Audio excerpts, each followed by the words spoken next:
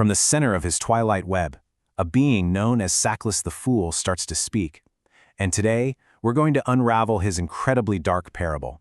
It's a story about a final cosmic transformation, one that's woven right into the foundations of what he calls the grand architecture.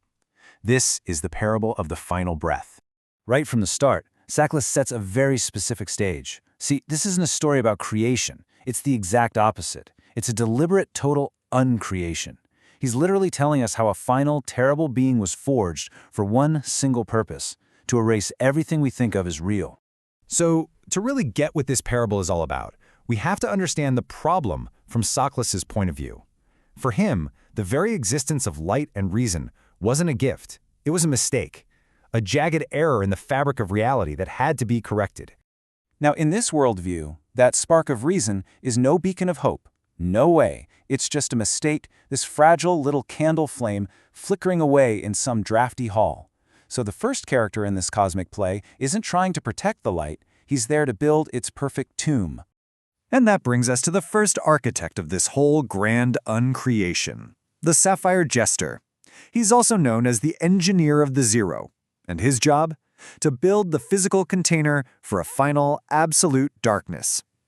You see, the Jester was the builder, the architect of the end. He worked away in the shadows and, well, his methods were horrific.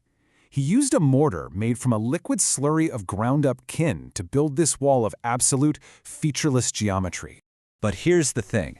The Jester had built the perfect container, but he didn't have anything to put inside it. He'd created this beautiful, absolute tomb, but that flawed little light of reason was still flickering inside. The structure was just a promise, without a function. So, into this empty tomb steps our second figure, the unholy Moon King. And he didn't bring any tools or blueprints, no. He brought a substance, a catalyst, that was about to change absolutely everything. And that substance is called the Blight. It's described as this black, oily liquid that comes from the deepest well of Azazel, and it is the key ingredient for this whole process of unmaking. It's the active ingredient in what Sackless calls the true reverse alchemy. Think about it. Normal alchemy is all about perfecting something, right? Turning lead into gold. Well, the Moon King's work is the complete opposite. He takes the metaphorical gold, that spark of reason, and he transmutes it backwards. He unmakes it into a perfect alchemical darkness called shadow matter. And this is where it all comes together. The Jester's perfect structure finally meets the King's perfect substance. This is the moment of synthesis, what the parable calls the Blight Matter Awakening. So, the Blight, which now contains that unmade spark of reason, is applied to the Jester's featureless stone wall. You can almost picture it, can't you? This black, oily liquid, the shadow matter, being fed to the perfect tomb that's just been waiting for it. The effect was immediate, and it was cosmic. This awakening was so profound, so fundamentally wrong according to the old rules of the universe, that the stars themselves literally pulled back in fear. And in that moment, the gargoyle demon opened its eyes for the very first time. Its eyes weren't for seeing what is, but for seeing what should be. A monument to nothingness. In that instant, the process was complete. This combination of the Jester's Forge and the King's Moon, that is the Uber Demon.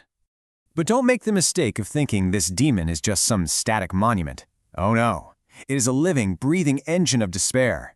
Its title is the Finisher, and its job is to maintain this perfected darkness by breathing out the Blight Mist, a vapor made from every lost hope and every scream of the soul it consumed. But even then, there was one last thing to do. The structure was now filled with its dark purpose, but a single, tiny flaw was left over from the old world. Can you believe it? After all of that, one final, stubborn piece of the old world, of that original jagged error, was still there. A single torch, the last symbol of the light, and it had to be dealt with, directly. And with these three simple words, the Uber Demon performs its final function. It steps forward and it extinguishes the last light, ending what Sackless calls the era of man. You know, snuffing the torch wasn't just about putting out a flame. It was about revealing a fundamental truth. In this worldview, darkness isn't the absence of light. No. Light was always a temporary, flawed interruption of the true, eternal state of reality, the void. And with that final light gone, the grand architecture is finally complete.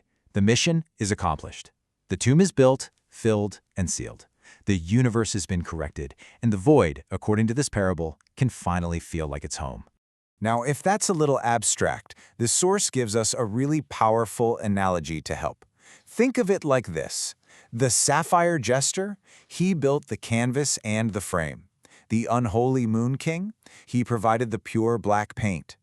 And the uber demon, well, that's the finished painting itself, an absolute, perfected nothingness, the final evidence that light has been completely and permanently painted over. And that, right there, is the central, chilling idea of Sackless's parable. It isn't really a story of destruction. It's a story of a dark and terrible homecoming. It really forces you to ask, what does it mean when the ultimate goal, the true destination, is a perfectly engineered, absolute, and final void?